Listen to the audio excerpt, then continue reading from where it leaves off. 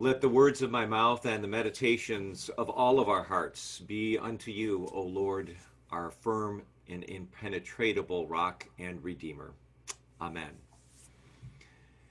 As winter settles in, the pandemic, as we all know, folks, is surging and things are not looking good on many fronts. All around us, case counts and hospitalizations are hitting or are exceeding their highs. Europe has reinstated lockdowns, and we may follow. California has stay at home orders, and extended social isolation is being found to pose serious health implications, from heart attacks to dementia to depression and even death. Diets and lifestyles have gotten worse, or I thought I was the only one, making us more vulnerable to the very disease that this lockdown is supposed to be keeping us safe from. Anxiety and depression has spiked. Calls to domestic violence hotlines have soared. There's been a 17% jump in overdose deaths. As of the last month, 40 states have reported increases. And 1 in 4 adults between the ages of 18 and 25 say they've seriously considered taking their own lives. If we thought that getting COVID was life threatening, there is no doubt, my friends, that the social isolation that many of us are experiencing is posing no small health threat of its own. And it's out of this world that you and I come this morning, not immune to the threats and the challenges, but very aware of the fear, the confusion, the worry, the distress that this pandemic is causing. And we come out of that world into this one, into church, into Advent, where our message this morning couldn't be more different. For our word today, Lori read it for us in her Thessalonians reading, is not lament or mourn or worry, but it is that word, rejoice. Rejoice. Even saying that, I can feel the pushback. I hear the unspoken thought saying something my young daughter once turned to me and asked after I'd said something similarly incongruous. Dad, are you cray-cray? On the third Sunday of Advent, you and I light that pink candle. Well, Kitty, in this case, it was a white one, but that one works just as well. It's different than the other 3 purple ones. The third Sunday of Advent candle, one for each of Advent's 4 weeks, and we hear today's Advent lesson from St. Paul's letter when he says those really inspiring words, challenging words, sometimes unreachable words, rejoice always. And we must think that the person who said that didn't just have a screw loose, but that it had fallen completely out, because there's not an ounce of sense to that kind of advice. After all, how can we possibly be joyful when the world around us is doing what it's doing? How could St. Paul possibly have given this advice, this command, to a fledgling, persecuted, and oppressed church, one that kept the faith that his enemies would execute him for? And psychologists will tell us that there's no way to be joyful all the time, that happiness is kind of like a vacation spot, that you can go there occasionally, but you just can't live there. But being joyful in all things isn't as impossibly stupid or as illogical as it may sound. Give me a moment here. Especially if we define joy like a man who some members of the media have actually called the happiest man on earth. His name, he's a monk from Austria, David Steindl-Rast, and you've heard me give his definition of joy at least once before, and it is this. Joy is that part of happiness that does not depend on what's happening. Joy is that part of happiness that does not depend on what's happening. Joy, the root word of rejoice, and it's this monk's firm conviction that you and I can find joy more often when we change our perspective and we begin to see joy a little differently. Let me tell you a story about a little boy. He's gone on a hike with his mother through the meadows. It's a sunny, beautiful summer day, and you can see for miles. But after lunch, the dark clouds start rolling in, and the wind starts blowing, and it starts to rain furiously. Where did that sun go? The little boy says. Our day is ruined. His mom says, well, let's wait it out under the trees. We have to wait for these clouds to pass. You see, the sun is behind the clouds. It hasn't gone anywhere. Joy is that part of happiness that does not depend on what's happening. And so our job is not to spend too much time looking at those dark clouds, which won't be there forever, but to remind ourselves that the sun is still here and hasn't gone anywhere. Well, easy for you to say, Padre, I can hear you thinking. You can't rejoice at a pandemic, at the prospect of being cooped up for the holidays again, at the suffering of so many family members and loved ones, at the death of so many innocent people. There's a book called My Father's Wake. It's by an Irishman named Kevin Toulis. And he describes the final months of his father's losing battle with cancer. He talks about his dad's accomplishments. He talks about his dad's personality and the irreversible sorrow he felt as he watched his dad slowly wither away and die.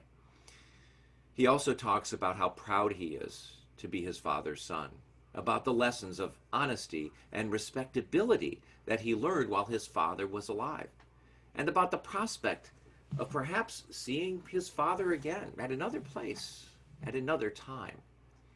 In the depths of Kevin Toulis's profound sorrow, in the dark, hard rain of that storm, he reminds his readers that the sun still shines, albeit somewhere.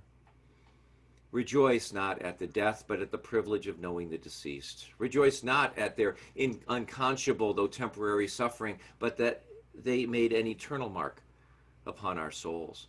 Rejoice not at the loss of their lives, but at the gain made in ours just for knowing them.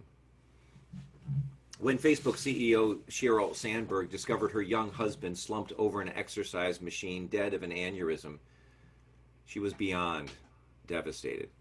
Her pain and suffering went on for some time before her friend Adam Grant came to visit. Sitting in the living room there with Cheryl's two young children, they talked about how the aneurysm had just come out of nowhere and killed this beloved husband and father almost instantly.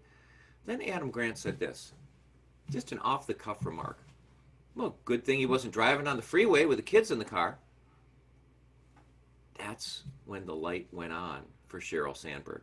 The corner was turned, a milestone was reached, and she realized that trite reality that you and I know well, things could have been much worse. You and I have masks and hand sanitizer. What if we had no precautions? We know how COVID is spread. What if we didn't? What if our medical technology wasn't coronavirus 2020, but the Spanish flu of 1918 or the Black Plague of the Middle Ages? What if there was no vaccine on the horizon? What if we had no healthcare system to take care of us? What if we had no loved ones, no friends, no family, no church to care for us and about whom for we could care? Sure, don't ponder it could be worse. But you know what, folks? It's true. It could be. My friend posted pictures of his brand new deck. It was on social media. He was showing this thing off. Man, it looked great. Ever since he moved into his house, and that was 20 years ago, he had told me about this deck. He'd walk me around the backyard, show me where it was going to go, knew exactly what color he wanted it to be, what the railings were going to look like, and how much fun it would be to entertain with this addition to his backyard. Well, I called him to congratulate him, and he bashfully credited the one thing that allowed him to finally build that back deck. You know what it was? The coronavirus. I'm so happy not to drive into the office, said a friend of mine. Not that she always enjoys Zoom, but she has discovered that in many instances, Zoom meetings have been time-saving and life-giving. At our vestry retreat in January, we prayed this prayer. We prayed, Lord, help us reach our neighbors. In fact, we made that our number one of 5 goals. We said we want to reach our neighbors, those outside our parish. Well, that month, January, at the end of the month, we opened up our food pantry. And on that Friday, James McQueen and I were there. It was from 4 to 6, and I think we had maybe 1 customer. Well, as you all know, that's certainly changed quite a bit. Our prayer was answered more profoundly than any of us could have predicted. As we extended hours, we staffed up. We have seen thousands of people benefiting from the food that's passed through our doors. Today, our parish is ministering to people in ways we couldn't have imagined. And so I ask these questions. Aren't all of us learning the unexpected blessings of being with family, with friends and neighbors we would not otherwise have been with? What have you learned about yourself? Tried any new recipes? Read any new books? Watched any new television? If you're still here, has your resilience increased? Has your appreciation grown for the things we miss and the things we have?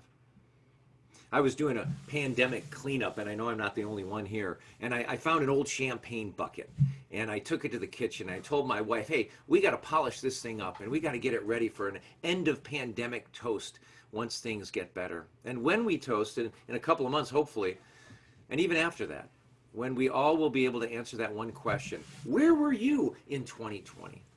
Even more than 9/11 or the shooting of President Kennedy or Dr. King. The pandemic is a shared worldwide societal experience that we have all gone through together, that binds and connects, as it may even soothe and comfort. For we are reminded, friends, that we're not alone.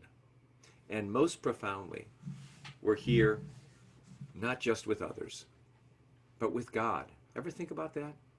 And you and I have to think about this very interesting question.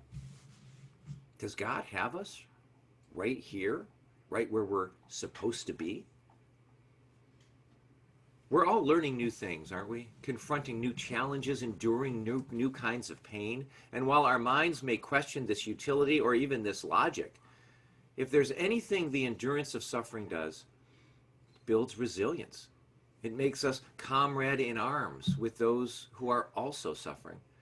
It helps us appreciate a myriad of things that we used to take for granted. It helps us say, yeah, I can do some pretty hard stuff now. I made it through 2020. Who knows why God lets these kinds of things happen? But when we choose to endure, to keep going, not to give up, we open ourselves to the possibility of life-giving change. You and I can be better after this pandemic. That may be what God is up to. That may be a reason to rejoice. So friends, on this chilly third Sunday in Advent, be encouraged. Go that extra mile. Reach out and fill that need before you. Yes, we are being changed by these distressing times, but take heart, my friends. It is not all for ill, but maybe for the better. Rejoice. Amen.